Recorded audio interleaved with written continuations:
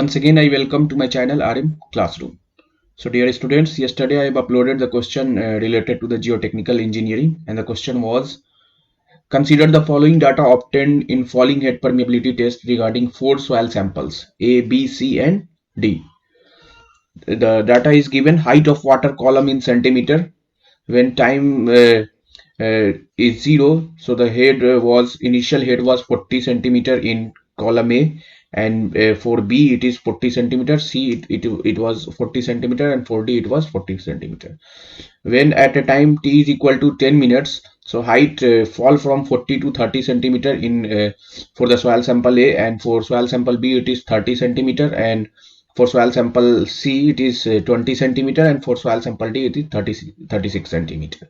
When once again time falls at t is equal to 20 minutes, so height of falls decreases to 25.6 centimeter in soil A, 22.5 centimeter in soil B, and 12 centimeter in soil C, and 32.4 centimeter in soil D.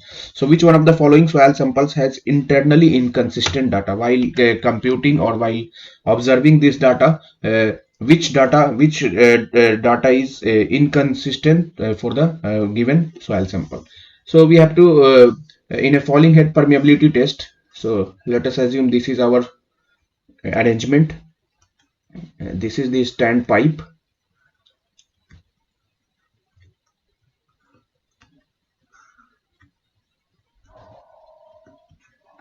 और ये हमारा soil sample है, और ये this is the porous stone placed top and bottom of the soil sample. This is the porous stone, और ये हमारा stand pipe है. स्टैंड पाइप की इनिशियल हाइट जो है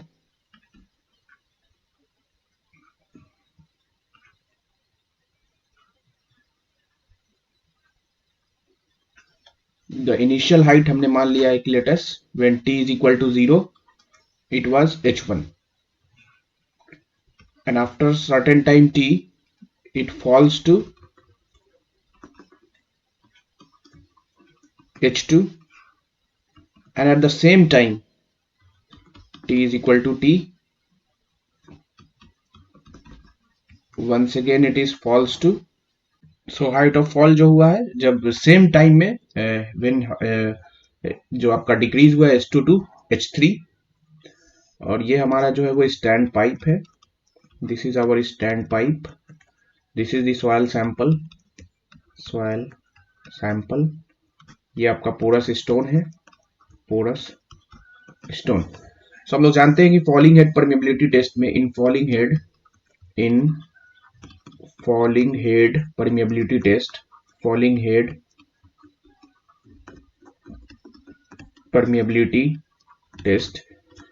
परमेबिलिटी टेस्ट में जो हमने एक्सप्रेशन देखा था कोफिशिएंट ऑफ परमेबिलिटी का, that is AL by A into T ln H1 by H2, where K is the coefficient of permeability, A is the area of standpipe, small a जो है वो area of stand pipe, L जो है आपका length of the soil sample,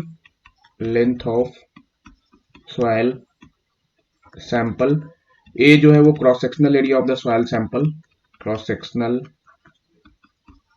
area of soil sample, और at time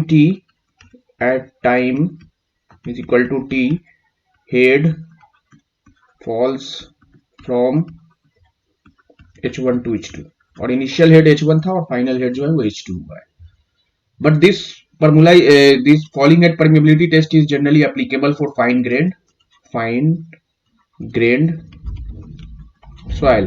Means if you compute the permeability by falling head permeability test as compared to the constant head permeability, so permeability will be lesser value as compared to the constant head permeability, because constant head permeability is suitable for the coarse grained soil, and in coarse grained we know that the coarse grained soil has permeability is greater than as compared to the fine grain soil. Like if you see the permeability of gravel, so it is greater than 1 centimeter per centimeter per second. For sand, the value of coefficient of permeability is 10 to the power minus 3 to 1 centimeter per second. For silt, that is the fine grain soil, is 10 to the power minus 3 to 10 to the power minus 6 centimeter per second. And for clay, which has least permeability, that is less than 10 to the power minus 6 centimeter per second. So in the question, same time में जो है, same time में जो permeability जो निकाला गया है, that is K is equal to A L by A into T L N H one by H two. तो आपका जो है एक टाइम जब टी को हम लोग क्या लिख सकते हैं, T is equal to A L by A into की K L N H one by H two, जब हेड आपका फॉल हुआ H one to H two. And at the same time time means T is equal to T, once again जो head आपका fall हुआ A into A L by A K L N H two H three. यहां पे आपका head falls from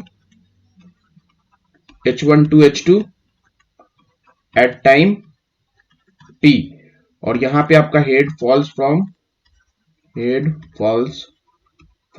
H2 to H3 at time same time t. So if equate the same time, जब time दोनों equate है तो हम दोनों पे इक्वेट कर सकते हैं. तो क्या लिख सकते हैं, ए L by A K L N H one by H two, that is equal to A L by A K L N H2 by H3. Same soil sample के लिए किया गया है, सेम ये है तो area of stand pipe length और ये क्रॉस सेक्शनल एरिया और परमिएबिलिटी ये सेम होगी. सो यहाँ से हम लोग क्या लिख सकते हैं, ln H1 by H2 that is equal to ln H2 by H3. ln cancel, so H1 by H2 is equal to H2 by H3. So यहाँ से हम लोग लिख सकते हैं H2 square is equal to H1 into H3. So H2 is equal to square root of H1. Same time में अगर data collect किया गया है तो this is the check to check the consistency of data. अगर H2 is equal to H1 into H3 है, then आपने जो डाटा कलेक्ट किया है वो सही है. अदरवाइज अगर if H2 is not equal to square root of H1 H3, then it is internally inconsistent. अब आपको चेक कर लेना है, आपका जो चार सॉइल सैंपल है चारों का दिया हुआ है. फॉर ए के लिए आपका दिया हुआ है H1 की वैल्यू कितनी है, H1 जो इनिशियल हेड है 40 है और H2 जो है 32 और H3 जो है वो 25.6. so for soil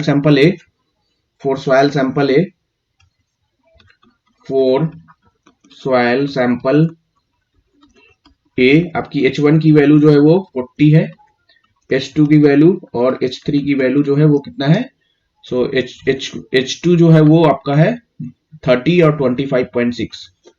H2 is 30 और ये 25.6. तो आप चेक कर लो, H2 should be equal to square root of H1 into H3. और ये देखो 40 इंटू 25.6 कितनी आ रही value, 40 into 25.6 square root of 40 into 25.6. तो ये वैल्यू आ गई आपकी 32. सो दिस वैल्यू इज 32, मतलब कि वो 32 है हमारा. तो H2 is equal to square root of H1 into H3. Soil sample A में जो कलेक्ट किया गया ये ओके है, कंसिस्टेंट है, ओके और consistent. For soil sample B के लिए चेक करेंगे तो H1 की वैल्यू इनिशियल हेड 40 सेंटीमीटर थी, ये सारे सेंटीमीटर्स में है, 30 सेंटीमीटर 40 सेंटीमीटर.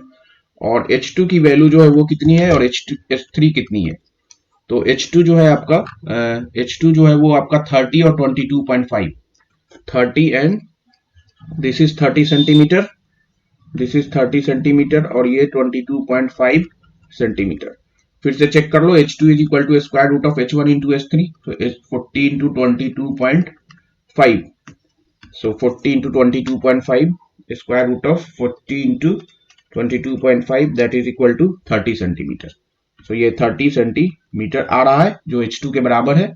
सो यहाँ पे भी H2 is equal to square root of H1 into H3 आ रहा है, मतलब डाटा इज कंसिस्टेंट. अब सॉइल सैंपल सी के लिए चेक कर लेते हैं.